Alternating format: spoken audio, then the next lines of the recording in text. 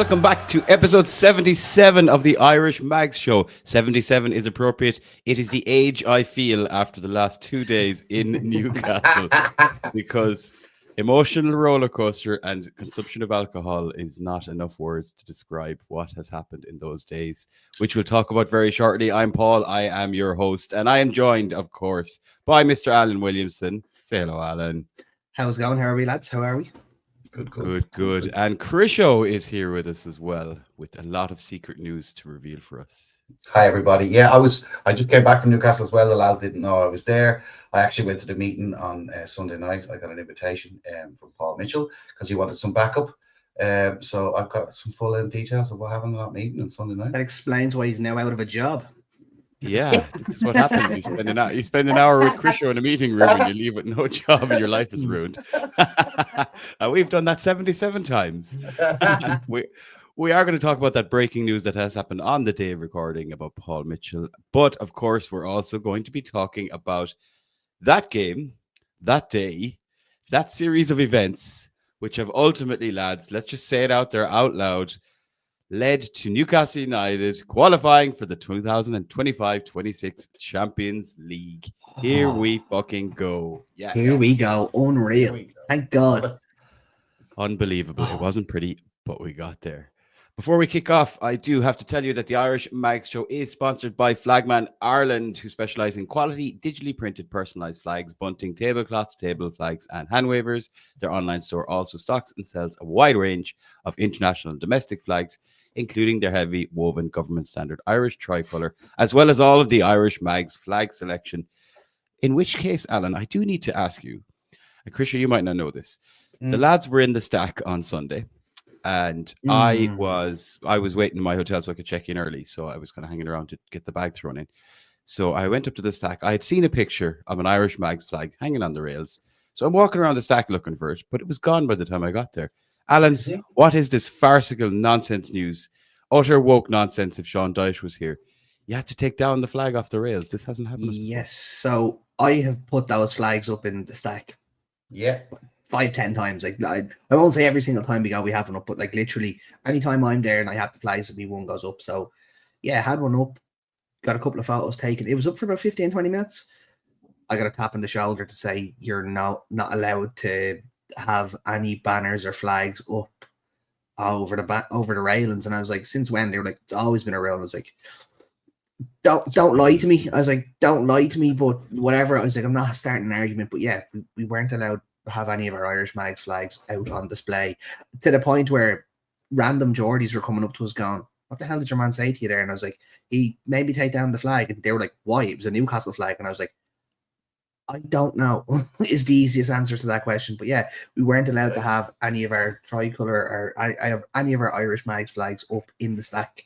So if you didn't see us, we're very sorry, but we were there. I promise you. What was it? Was it because it was a tricolour? Again, no, I'm not taking a spoon out here. No. It just genuinely was. And to be fair, there was no other flags up on display bar the stack, like advertising ones. But like, yeah, it was a little bit odd when you have such a good spot to hang something that's visible, especially on the last game of the season as well. It's like, you know, if they really don't want to do that going forward, you know, just let the last game play itself out and then start anyway. I mean, not to start off on a negative point. Let's be honest here. A flag could have slipped off and fallen on somebody from that height. Ooh. Not with my wonderful reusable zip ties. We don't need to know about what you do at the weekend. Whoa. Everybody knows. Yeah, as I said, it was just a strange one, but on a very positive note, we did have a great gang of all the Irish MAGS in the stack, and we're going to chat about that in a while because we've got some great pictures as well, and a great fucking day was had as well. If you have any flag needs, do get on over to flagsireland.com for all your flag needs.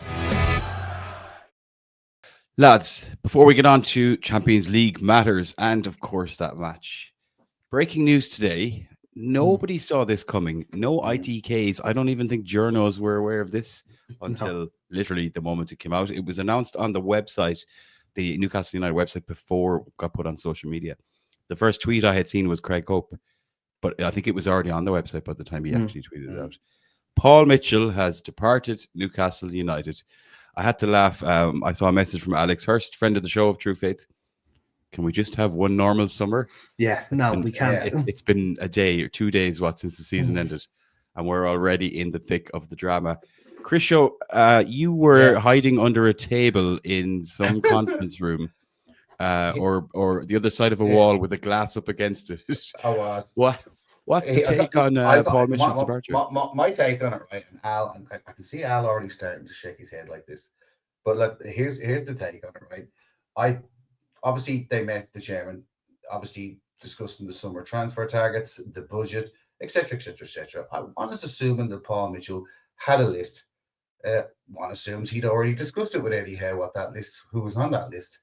I've got an awful impression that possibly his approach to what we needed to do this summer was a lot more different than maybe everyone at that meeting would have thought that Eddie Howe's was. And I think that they'd had to think about it, and it just didn't match up. And I also think that Eddie wants to get Steve Nixon and his nephew in up, because Eddie Howe now, after winning a trophy, is kind of the Alex Ferguson of Newcastle. He runs that bloody club from top to bottom. Mitchell gave me bad vibes anyway. Big hefty bastard walking around looking like he didn't care. I wasn't really a huge fan of him. I was kind of thinking, who? Oh yeah, he was the sporting director.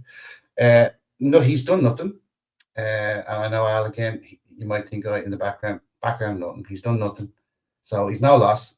But then there's also a suggestion, Al, maybe you can back us up on this, that the new CEO that's coming in, Colette Roach, if it is that she's coming in, that they're going to be bringing in either Dougie Freeman or somebody that they weren't going to work well together with Paul Mitchell. But look, he's gone. Obviously, whatever came out of that meeting on Sunday night was the decision that he wasn't going to be the sporting director, or he was given, 24 hours to think about it, and he was like, "Nah, you're all right, you're good."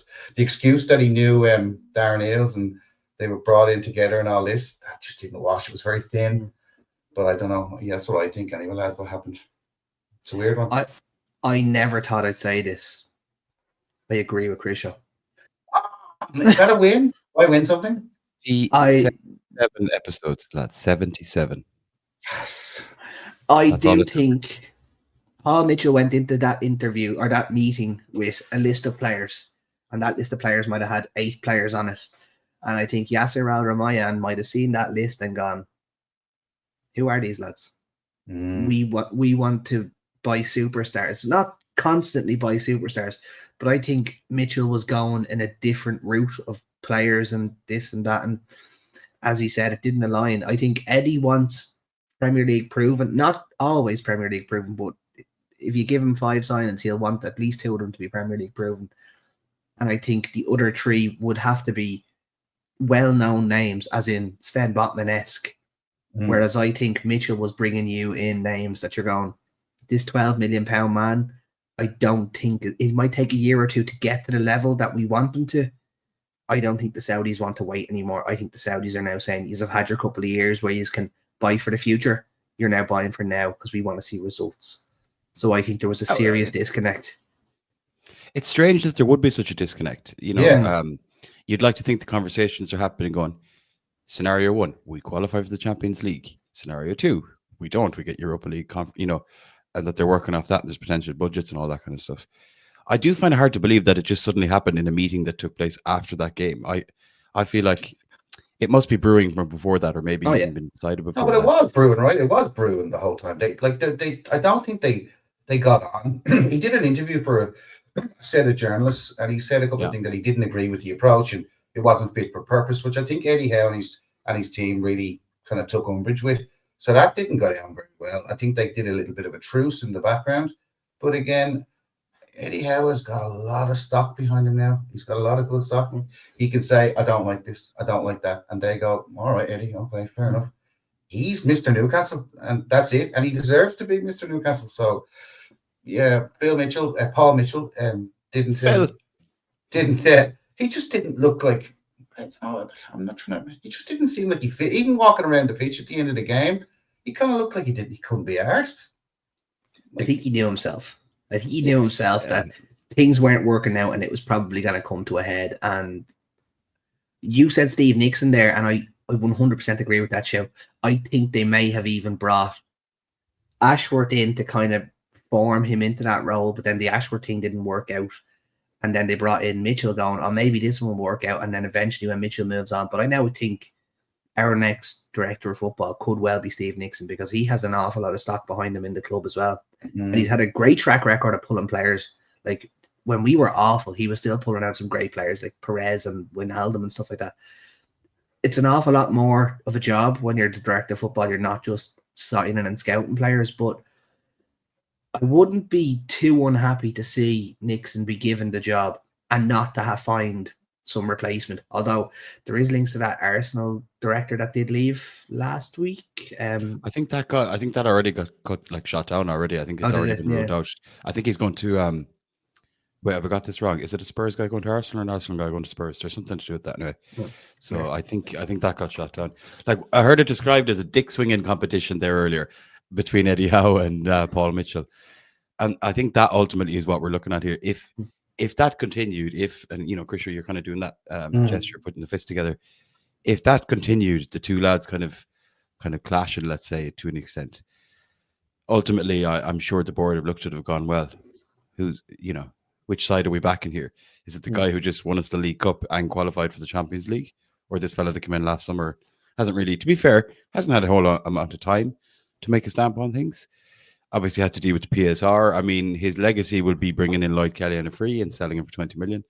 But Alan and I do that in Football Manager every day of the week. So, swings and roundabouts. Look, I don't want to be sensational. I don't want to be too sensational, right, Paul? But the Saudis are bloody ruthless. Yeah, and again, I'm not talking about they're ruthless business people.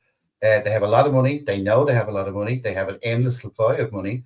And like Al said, they want success. They're bloody ruthless. They won't get rid of Eddie Howe because that would just that's just bad for business, as Triple H would say. So that's fine. And Eddie's coaching team works out perfectly. I think they also like a certain number of the players, which I think their contracts are clad in gold. That's no problem. But anyone kind of steps slightly to the left or slightly to the right of where they're going, good luck. The train is gone. Good luck. And Ailes, even though he got sick, he didn't look like he was really impressing either. Mitchell, again, these two guys laughing all the way to the bank with their compensation checks. Good luck. On we go. On we move. It'll be interesting to see if they actually do bring in someone from the outside again, versus like if you're just looking at recruitment, of course you've got Nixon there and Andy Howe and whoever, but I'm sure there's other elements of the role of the sporting director role. Maybe they're going to bring in a different type of director. A technical director has been mentioned. It's hard to know what these roles are specific. Interestingly, Dougie Friedman, who we were linked with before, is in the Saudi league now, I think. Yeah, he went to the Saudi second division, didn't he? And he's on like 400 grand a week as a director of football or something mental. It's interesting. He's in that circle now. So I mean, if they did want to go that way, but sure, who knows? Like, I think we'll wait and see. The main thing is, I don't think we need to be talking about this shit yet, because we have much better, exciting, enjoyable, positive, wonderful things to talk about, lads. Which doesn't describe the 90 minutes of football that happened on Sunday, but does describe everything that happened after it and everything that happened in another stadium as well that we're going to talk about. Alan, we'll start at the top of the weekend, because this is the Irish MAGS show, and it was a fucking class weekend for the Irish MAGS. Starting on Saturday, because I wasn't there, I'm sure it was great. We had two major events on Saturday. I suppose we were calling it what were we saying? It was our Irish MAGS Fun Day.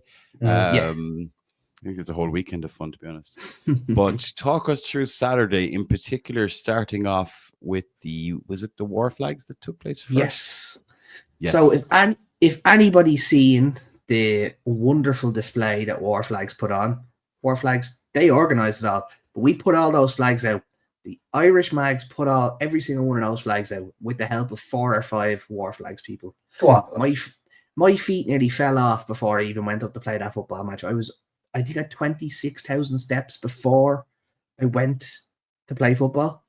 My feet were in bits. So I have found a newfound level of respect for anyone who sets up these War Flags things, because it was a colossal amount of work. So it was unreal, very well organised by the lads. Yeah, we were walking 3.5 hours it took us to put those flags out. So have you seen the sun being unfurled? Yeah, that was the Irish Mags put all those flags out. 7,760 black and white flags were put behind the Lee's goal. And then you had all the other flags dotted around the I stadium. can confirm it as well, Chris Show, because I had one in my hand for a good 30 minutes in total on the day of the game. Myself and Jeff were in the Lee's. Yeah. Fair play. I mean, yeah, fair play. Chris, I have to tell you, right? So I came up to the boys on Sunday in the stack, and I was like, what was it like yesterday doing the setup and all that? And Tev takes out his phone and he showed me what the War Flags had given them, which was like a design of how they wanted the Lee's. That was the Lee's of the Lee's. How they wanted it to look. And I could just picture Tev and the boys looking at this going, how the fuck are we going to do this? Remember, we've been on the beer. They were playing and they'd been on the beer, and they're Irish and thick by nature. I'd imagine it was like human Tetris, just lads going down, left, because they basically had to like put it on 6 or 7 seats and then go down a row just to make it the pattern. So as soon as I saw this, Chris Show, I was like, oh God, they're going to be talking about this for years. Remember the time the Irish Mags fucked up the War Flags display on the last I was very worried. But thankfully that didn't come to fruition. And fair play to War Flags as well, because they tweeted out obviously thanking the lads. And thanks and shout out to everyone who helped out on the day. Because as Alan said, the steps were got in on that particular day. It was tough going. And what was also class was the banner that was slowly opened at the start of the game. So basically it was obviously linked to the Wembley final. Basically said you entered the pitch as players and you left it as legends. And I think that the Irish Mags lads, you can pretend that flag was for you, really. Thank you. Speaking of steps then, Alan, because you weren't done then, were you? No. Then you actually went running. Yeah, then we went and played a charity 6-a-side tournament that had 2 Irish Mags teams, War Flags FC and the Irish Tyneside Centre. And it was a very, very, very successful event. First of all, I want to say a massive, massive thank you to both the Irish Centre and to War Flags for giving us a dig out and giving us a hand, because they were brilliant. But what I really want to talk about is the fact that we won the trophy. Yeah. So the Irish Mags team captain by me. Sorry, Dara. We actually won it all, so we're just unbelievable. We kind of cheated. It was my 5-a-side team that I've organised through the Irish Mags already, essentially, plus 2 other lads, and we were just unbelievable. We're sensational. It was like watching 1970s Brazil. Is there not another trophy there that somebody might have won? There might be another one that I'll just pull here, because someone won top goal scorer, and I'll just top goal scorer. Away the lads. No, I will admit, top goal scorer. If I had an XG for all my goals, it would have been 8, because every single one of my goals was from about 4 yards, all because of Jock. So, Jock, thank you very much. You helped me cheat to win the top goal scorer award. He's the Jacob Murphy of this. Yes, I Alan was Williamson, the tap-in merchant. Tap-in merchant. I was just going to say. Love it. The Rude Van Nistelrooy of the Irish Mags. He was a glorified tap-in merchant. You have to be there to score them, lads. Let's be honest about it. Who got into the final, Al? Was it Irish Mags versus Irish Mags? Or? It was not. Irish Mags B team finished bottom. And so the final table was, in 4th place was the Irish Mags B side, which I hate saying, but unfortunately is where number 2 was War Flags, then it was the Irish Tyneside Centre, and then it was the Irish Mags FC. So big up to all the lads, big up to absolutely everyone who got involved, and most importantly, it was a charity event that was raising money for the Irish Cancer Society and the Newcastle Foundation, and we have raised over €2,000 for both for the causes. So like that was the main thing. Unreal. Yeah, absolutely sensational. And a special thank you to the Newcastle Foundation for offering us the pitch for 2.5 hours free of charge, then putting us up in a little room downstairs where we could do our little award ceremony. And then thank you to War Flags for inviting us to help and then making us do all the work, but we won't say anything about that. And then thanks to the Irish Centre for putting us up after, where we had a few refreshments, shall we say, after the game, where we were joined by none other than John Anderson, friend of the pod. Friend of the pod. Friend of the pod. Ando popped in to say hello, and mentally enough, he spent most of his night talking to my better half about her being pregnant. So, yeah. So, Ando and Judas, Thank you very much. These were absolutely fantastic. It was a Saturday was absolutely amazing. Absolutely everything went right that could have went right, and nothing really went wrong for us, which was very unusual for us to be able to say. So we were absolutely delighted with how the day went, and especially happy with winning the trophy. Let's be honest about it. It's nice to win something.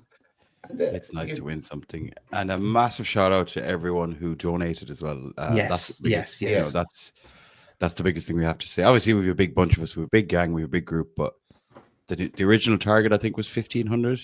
It was to indeed. smash that and go up over $2,000 is unbelievable, and I think not only does it raise funds for a fantastic charity, but again, it just increases our collaboration with the club and with some of these organizations over there, which isn't easy to do when we're based all the way over here in little old Ireland. So Alan just spent 10 minutes, Chris, talking about how absolutely nothing went wrong on Saturday. Unfortunately, we can't say the same about Sunday, no, can we? Dear. Sunday was, I mean, I wasn't nervous. Last podcast, we talked about how we're going to smash them, score a goal early, 3-0, 4-0. And 10 to 15 minutes into it, I thought, Moyes, you crafty bastard. He had set it up so well. And the one thing that we all know that we find a little bit hard is when they're either the teams have got a solid through the middle, like 2 lines of 4 or 5 and a 4.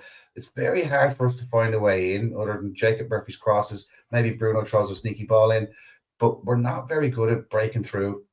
I think maybe we were a little bit better when Miggy played with us, but other than Jacob Murphy, I'm talking about. But Miggy's gone.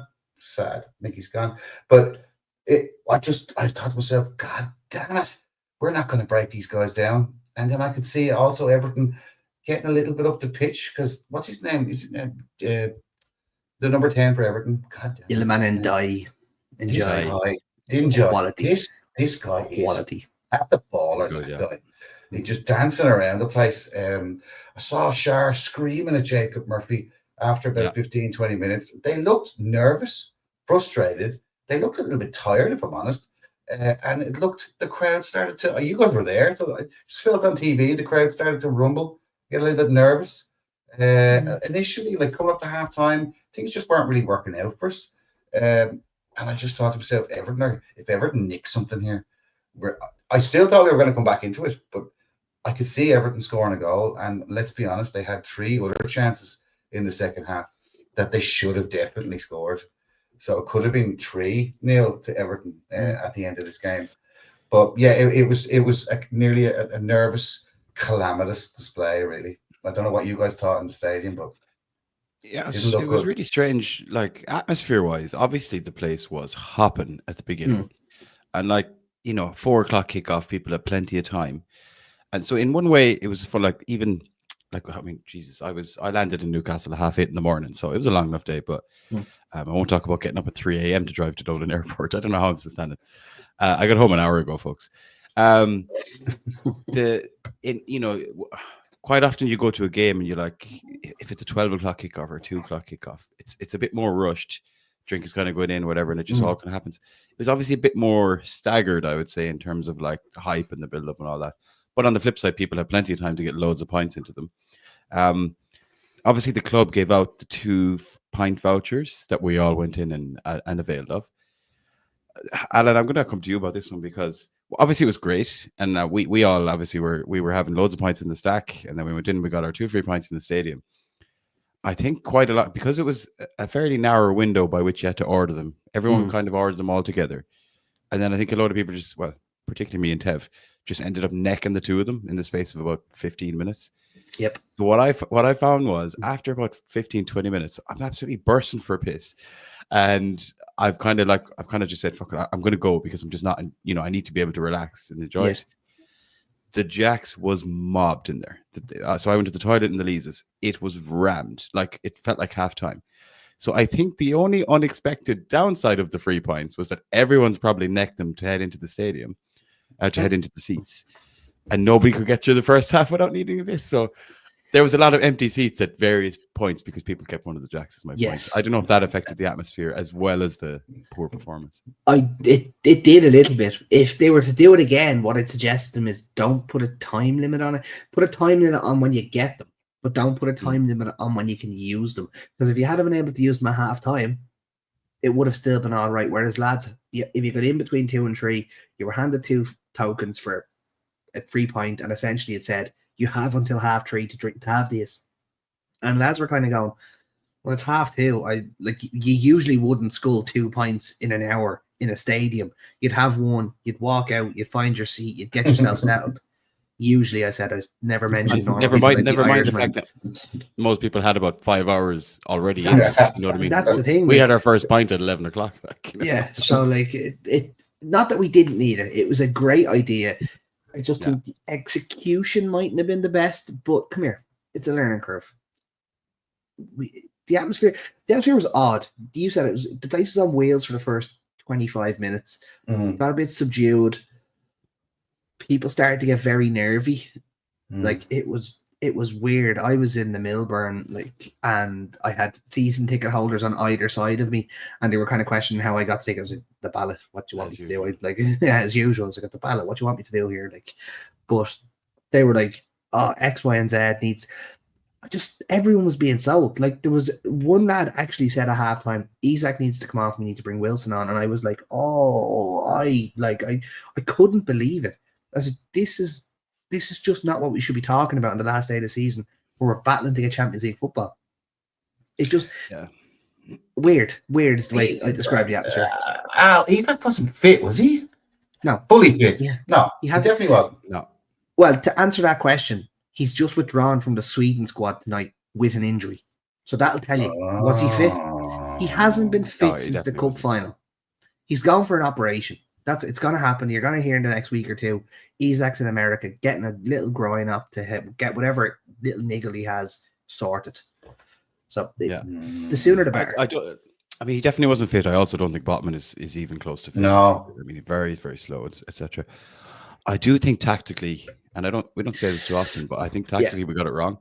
Yeah, and maybe Eddie Howe's hands are tied. In the absence of Trippier and in the absence of Joe Linton. If he sticks with the 4-3-3, then in that scenario, he would have had to start Kraft, which he seems to have no interest in doing because we've just not seen it. And he obviously doesn't really trust Joe Willock to start there, or Miley in place of Joe Linton. So because he's putting the faith in the players he does trust, it's forcing him to play the 3 at the back, which works against big teams. It has worked against Arsenal. It has worked against when we've tried it.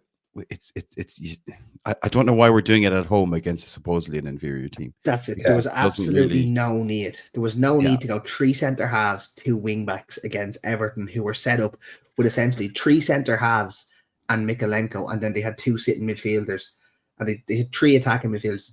They had 2 wingers and a striker, where they had a 3-man midfield sitting in front of the back 4. We had a 7-man defense to break down. You're not going to do that. No. With a back 5 essentially. It kind of rendered Tonali and Bruno almost obsolete in the game. It was like the ball kind of passed them by a lot of the time, or they were just being forced to kind of go lateral. It just wasn't working, and I don't think he changed it soon enough. No, and even when he did, it just wasn't effective. He did make a change at half time, didn't he? I mean, he took Gordon off. I mean, he made a change, but it didn't change much, if that makes sense. No, it's true. Can we talk about Gordon? Because, I mean, before I get on to Willock, because I'll blow this podcast up talking about Willock, because he is, Jesus Christ, this guy. But Gordon again, and Al, I know you love this guy. I saw you in the group saying, don't be ridiculous, we're not selling Gordon, blah, blah, blah, blah. Gordon, again, he just looks a little bit off as well. Just the last, maybe... Since he got sent off, then he came back, then he had the injury, like you said last week, Al. But he just seems a little bit off, or he's just not right, or he's been figured out, or maybe he's not fully fit either. Right at the top of his form. He just seems his form has dropped. Just on that, right?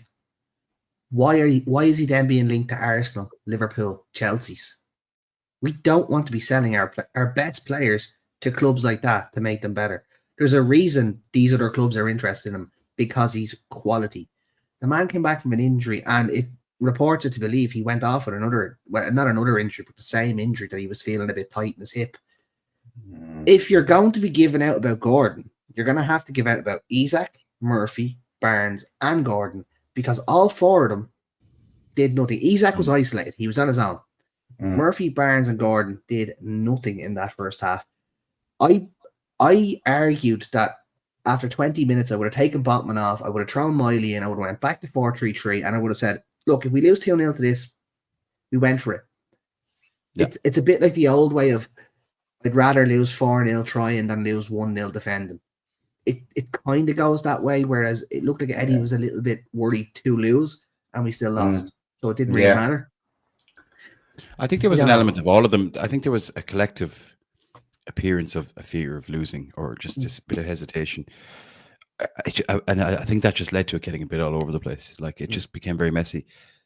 We went 37 games this season without seeing Dan Burn at left back. And on the last game of the season, arguably one of the biggest games of the season, suddenly Dan Burn is back at left back, and we've gone back in time 2 years. Nothing against Dan Burn. He's unbelievable centre back. Shouldn't be left back. Equally, when he was playing centre back, I think he probably had the most ball carries of anyone, which makes no sense. But that's where the space was, because, you know, Everton were just letting us have the ball up there. Just on the Gordon thing, the only way I can kind of process it that makes sense is that he's a complete confidence player. And by that, I mean, when he's confident, that's where he has set the bar for how good he can be. He came out of that summer, was it last year, when he went to the World Cup? That was last summer, right? I mean, time means nothing anymore. Euros, whatever it was. Yeah, no, something. Where he was in. Remember, he was in the squad and he didn't get any minutes. Scout could give him nothing. And he was a broken man after it. His confidence was shot. Other players might be okay. I think we've heard him speak. He did that interview with Gary Neville. A lot of what goes on with him footballing wise is up in his head. He lives in his head. And I think that his confidence and ego impact his performance a lot more than other players. So he was shot to shit when he came back from that Euros. It took him a long time to get up and running. By Christmas or early December, and we've done that run, I remember seeing a graphic of about 10 games where he had scored assist goal, you know, and against all these big teams, and he was back to himself. And then we come into February when we played when we played Brighton, and he got himself suspended. And I just think that just fucking shot it down again. And like, obviously then Harvey Barnes comes in. Harvey Barnes does well. Gordon picks up a little injury, was in the England squad, had to pull out of the England squad. I think the best thing that could happen to him now is just a break. Like, the season stops. Let him have a break. He's 23. I mean, he's still a kid, really, compared to us. I just think there's so much more there that it would be a panic move to go, oh no, there's a broken player here, we need to sell it. Absolutely not. He also hasn't had a break in 2 years. He was with the under-21s in the Euros. Yes. With and England. He was player of the tournament in that one. And player of the tournament. And then he was with the actual England team in the Euros. The man hasn't had more than 5 weeks off of football in 3 years. Don't get me wrong. I know everyone said it's only football, it's only this. Fatigue is a real thing. Let's be very, very honest about it. He picked up a little knock. I guarantee you, the man that we see come back, start the next season, to the man that we're looking at right now, will be two very different players. And that's how it's going to be. 100% agree. And I think Eddie Howe will have no doubts over Anthony Gordon's ability. It's just about working with him, getting him back to himself, and the break will do him good. Right, okay. We could talk about performances all day, but overall it was a pile of shit. Weirdly, and I hate to do this, I think the two keepers were probably man of the match for each team. Pope made some unbelievable saves. Meanwhile, couldn't kick the ball for shit. I think it was as bad as it's ever been in that game. And can we show up any image of Pinocchio now on the podcast? Oh my god! Like, he's late for wooden. He's late for wooden. It was terrible. Yeah, I don't want to go too hard on him because he made so many saves. But there was a terrible time when he didn't give the ball to Jacob Murphy. I think that's the one you're probably going to talk about. Yeah, he lumped the ball, nearly landed on my head. I was in row LL of the Millburn, and the ball nearly landed on my head. And he was only trying to pass 20 yards. Yeah, like it. And it's made harder by the fact that in the other goal, the fucking Mackham dinosaur himself, Pickford actually had a fucking class match, but also showed how good he is with his distribution. He is barely put the ball out over the line. Do you know what I mean? So it shows you the difference when you see kind of two opposites, particularly in that sense. And look, Pickford's had a good weekend. Sunderland get promoted. I'm actually going to ask you about that in a minute. Sunderland get promoted, and Pickford puts in fucking probably was he man of the match? Actually, I didn't even see. I think he won the actual man of the match. I think they gave Yeah. it to Botman or to Burn for some reason. Yeah, Random.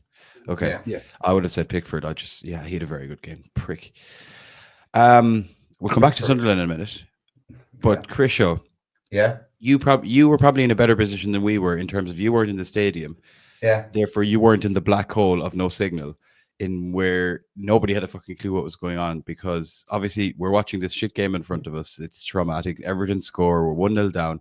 There was a brief moment that we were out of the Champions League. Yes. And then, Krisha, your friends over in Old Trafford.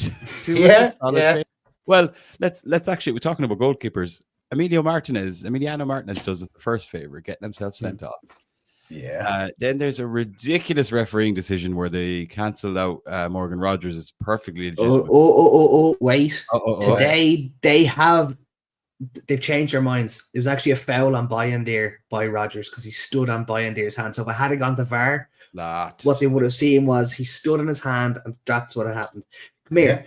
If Villa didn't turn off the VAR 3 years ago and keep themselves up, this wouldn't happen. So, sob on the whole all you want, just gang of bastards. What comes around goes around. Exactly. Well said, Al. Well said. But Chris, obviously, you were able to see the other scorers. Naturally not being in the stadium where you had no signal. Yeah. Like, was there ever? Because I haven't really actually looked at time. I mean, I can't really compare to the times in the stadium where we didn't know what was going on. But I genuinely was like, we're going out. We're not going to the Champions League here. I mean, look at Shar at the final whistle. Shar was distraught. He genuinely believed that this was it. I'm not going to play in the Champions League ever again. The whole, I couldn't believe. Yes, I could believe, but I couldn't believe the goal we conceded. Nobody was near Alcaraz. And it was a great header, and God bless him. And he was winding up Bruno after it, and I thought, you fucking bastard. But honestly, I couldn't believe it. I was like that. But luckily, I had the Irish MAGS group. God bless them. Do you know what I mean? Because we were just, it was constant. It was a non-stop ticker tape the whole game. It was unbelievable. It was. And it was like, no, it's VAR. No, they didn't. Yes, they did. Yeah. And there's like 20 messages of like, it's disallowed, it's VAR, disallowed, it's disallowed. And then all of a sudden, Man United score. Couldn't believe it. I was refreshing the table on my laptop as I was watching the game, like this, going, wait a minute, that means, all right, okay, so, yeah, because I didn't really, because people had put up exactly, look what has to happen for us, but nobody put up if Newcastle lose to Everton, but that's what was happening in reality, so I was like, it was unfathomable that we would lose to fucking Everton in St. James's Park. It just wasn't an option, you know? Well, thanks again to Ericsson as well. God bless him, last game for Man United. Unfortunately, right? First of all, I felt dirty celebrating a Man United win. Yeah. Second of all, I felt incredibly dirty celebrating an Amad Diallo, former Sunderland player, goal for Manchester United. I was like, Jesus, if you had said to me, who do you want to score the goal for Man United? I don't care, any of them. And then I went, oh no, wait, bar him. And he got the goal, and I was like, I have to celebrate that now. Yeah, it was a wonderful, excruciating experience, to be honest with you. But once it went to 2-0, it was just the joy and the relief that was coming out from everybody all along the boards. People were in love, they were crying, people were giving it socks. They couldn't believe it. We've done it again. Everyone's dreaming about where we're going to go in September and what it's going to be like. And it was just. It was such a weird end to the game. Like, you guys were there, but on television, it was such a weird end. It was like when Alex Ferguson had to wait to hear about Aguero's goal and all this or whatever. Yeah. It kind of felt like everyone was just looking around like this. And it was just kind of like, I don't know what it was like for you guys in the stadium, but at home, I was like, what are they doing that for? It's 2-0 to Man United. Like, surely they know we're true. In the stadium, it was literally, nobody knew what was going on. I knew the score. So I knew, I was like, surely they can't get 2 goals in 2 minutes. But you know yourself, you never worry about it. And then all of a sudden, the Champions League music started playing in St. James's Park. And I was like, we're going to Madrid. We're going wherever we need to go. I didn't give a shite what happened. I never celebrated losing 1-0 till then. It was so weird, like that. Even before, just before the final whistle goes in the Newcastle game. I was I had a few different people in the stadium, and we just like I had your man Shay beside me actually, who had 1 or 2 pints. My Shay. His phone, well, he had like a score app, but it was about 5 minutes behind. So we did know it was 1-0 to Man United, but at no point did we know it was 2-0 because it just wouldn't refresh until 2 things happened. So one, I literally felt the news spread like a wave from the Gallowgate through the East End down to the Leases of Man United scoring their second goal. Gradually, the whole stadium is celebrating something that's not happening on the pitch, and it was so fucking weird. I can't even describe it, but I could feel it coming, and I was like, that means something good. And then there was a lady behind me with her daughter, who was obviously local, and I was like, do you have signal? Is it what's happening? And then the final whistle goes in St. James's Park. I think there was 6 minutes added on. It was 8 minutes added on in the Man United game, which I think even went further. So we were like, 17 people crowded around this poor mother with her daughter trying to look at her phone. And you just didn't want to accept it. And then, yeah, as Alan said, up on the screen, the results get put up first. Stadium announcer reads it out. Manchester United 2, Aston Villa 0. And then, yeah, the music just comes on. These are the champions. Oh, it's the most Newcastle way to get to the Champions League. It's like 1-0 to Everton. We should have known. We should have fucking known. And like Villa laughed at us when we went down. You know what I mean? And who's laughing now? Yeah. So you see you later, as Al said. You pack up the whole damn bastards. And then you have Man Red, who I'm sure made them sick to allow a little club like us to get into the Champions League, the cheeky bastards as well. So it's all just laughing all the way to the Champions League bank here. So it's actually quite a beautiful and poetic way of getting through, to be honest with you. I would have liked to have got a goal, or Wilson to get a goal before he heads off to, I don't know where Wilson's going. He might get to pay for play. Leeds makes sense. I don't know why, but it just does. Yeah. Yeah, well, anyway, as you said there, fair play to Man United. You got yourselves into 15th by winning against Aston Villa, but more importantly, you gave Newcastle United a spot in the Champions League, having taken it away when you somehow managed to win that FA Cup, and we missed out on Europe last season. We are, in fact, going back to the Champions League. Probably a little shout out to Chelsea as well, because there was obviously a possibility that with us losing, if Forest had won, we'd be in all kinds of shit. So thank God none of that even mattered. We finished 5th in the league. We've won the Carabao Cup. And it's probably fair to say, lads, I think everyone's saying best season in ever history. Best season in our lifetime, anyway. Obviously, we won leagues before, but like recent history, by far our best year. I mean, even Roy Keane, that Cork boy Mackin, he bloody hates Newcastle, lads. He hates Shearer, he hates St. James's Park, he hates everything about us. Even he had to admit, table doesn't lie. They deserve where they're there to be. He seems to obviously have a great respect for Eddie Howe, because he said he's done a fantastic job. He's well worth it. He's a good guy, great temperament for that club. Don't know what he meant by that. I know exactly what he meant by that. But to say after 38 games that we deserve to be in the Champions League, I'm sure it took a little bit of a gulp of water after he said that. But, hey, look, we have Sunderland now. We have the Mackhams. We have a derby, 2 derbies. So I'm sure the Irish Mags are going to rip in Newcastle for the derbies. I can't wait. I literally can't wait either. Yeah. And it was actually one of the questions I wanted to ask before we wrap up. And I'm intrigued to know kind of the wider consensus on this. I think it's very much a 50-50 down the line kind of a viewpoint. But the big question, lads, and listeners, feel free to throw it into the comments if you're watching on YouTube. I don't know if you can do comments on Spotify yet. I think you can. Are you happy that Sunderland are in the Premier League now, in the context of now we're going to have derbies back and we're going to play them in the league? Alan, I'll go to you first. Right. I'll tell you my process behind this. I didn't want them to beat Coventry because my granddad's a Coventry fan. I wanted Coventry to come up. That was my selfish reason. But I always wanted Sunderland back in the Prem because I missed the derbies. But now they're back in the Prem. I'm looking at them going, they're a relegation candidate. We're a Champions League candidate. We will be expected to beat them twice over a season. They will be expected to lose to us twice over a season. So inevitably, when they take 4 points off us next season, it'll be a disaster. I was like, yes, get them back. As soon as they were back, I was like, why did I want this? I don't want it. The same thing happened when we got them in the cup. I was like, I want them. We got them. And I was like, I don't want this. It's like, I don't want this anymore. I'm terrified. We are Chris, Alan expected to win. Alan is the equivalent of a dog chasing a car here. If he Yeah, lost it, I wouldn't know what the fuck to do with it. Exactly. I was like,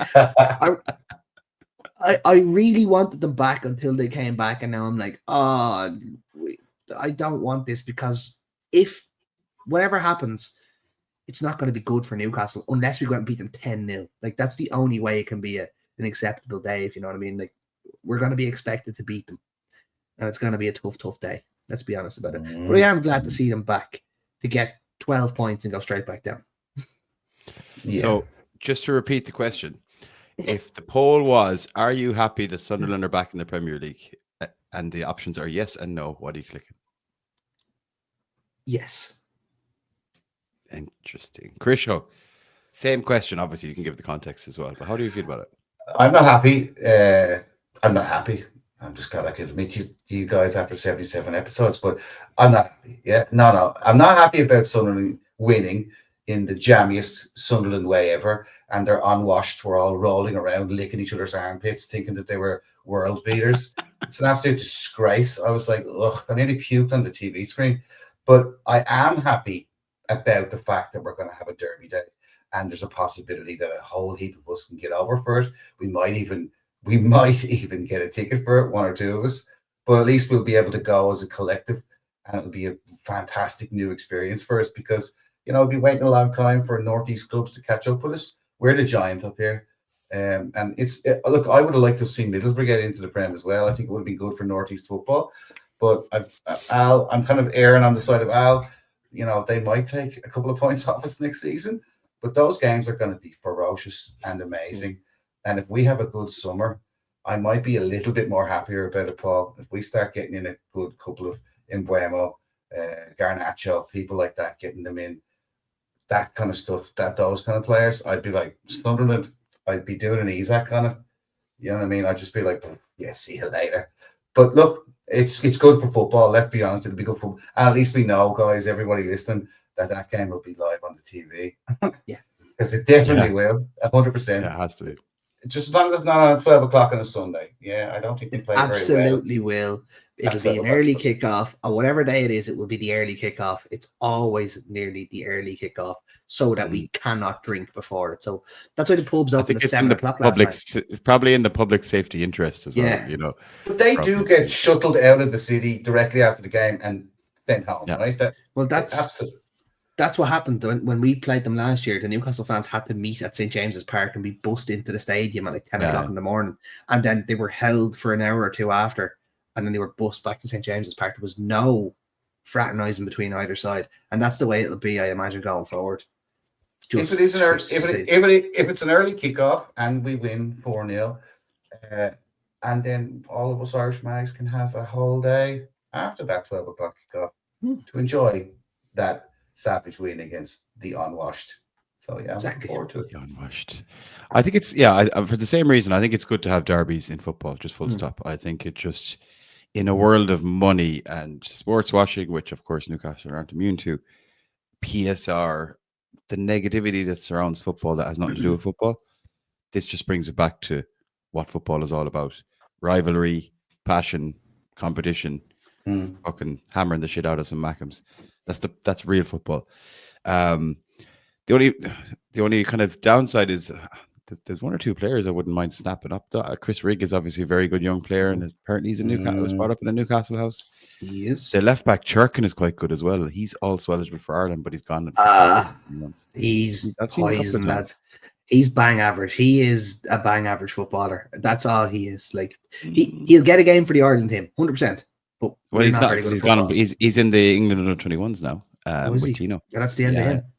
Well, here's a good one for the red tops in England. Is the sports washed versus the unwashed.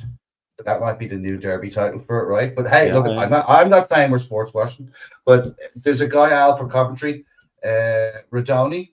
Is that his name? Jack Rodoni, yeah, Google player. I watched him. I saw him for the game. They were talking about him a lot. They showed his stats, and I went back and just looked at a couple of highlights of Coventry games. Damn, he's good. Yeah. Why don't we look at him? We actually We are are. looking at him. We've been linked From to the him in last horse's couple of weeks. mouth. From the horse's mouth. Interesting. We have been linked to him in the last couple of weeks. He's something we actually need. He's a creative midfielder, and he's like 6'4", and he's an Eddie Howe player. He's big, tall, quick, strong. Looks like he could go. Good player. Cost Coventry like £2 million from Huddersfield last year. I don't know how they managed to do that, but he's a very, very good player. Want to keep an eye on. Save that for the transfer show that we're going to do in the next week or two as well, because we're going to be going straight on to transfers ahead of hopefully a crazy summer. The only other benefit of having Sunderland in the Premier League is it's such a short away day. In a world where we're going to have such a high amount of games, we've just added a minimum of 8 Champions League games, so we no longer have to travel away to Southampton in what is roughly one of the longest trips anyone can make.